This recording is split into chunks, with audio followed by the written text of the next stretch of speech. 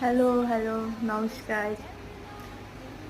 বাইরে বৃষ্টি, বাইরে বৃষ্টি, আর আমার ভেতরে অনাসৃষ্টি।